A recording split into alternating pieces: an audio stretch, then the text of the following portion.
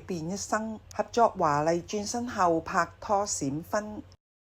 張嘉欣喺今個復活節曬出同劉松仁嘆咖啡聚會照，照片裏邊佢親切咁翹住松哥嘅手，將頭依偎喺松哥嘅膊頭，喺松哥面前十足一個小女孩，兩個人都笑得溫馨幸福。佢留言表示，終於將松哥近日推出嘅攝影集《松風足影》捧喺手上邊，仲話有啲書改變咗你嘅一生，而呢本書嚟自已經改變佢一生嘅人，所以佢對松哥永遠感恩。網民就指呢張相好似兩父女，亦都記得嘉欣喺劇集《華麗轉身》中同松哥合作。仲有網民指嘉欣講嘅被改變一生，難道係指佢結婚生仔？因為啱啱拍完《華麗轉身》，嘉欣就拍拖加結婚加生仔加官孫。劇集喺2014年拍攝，嘉欣同鄭伊老公喺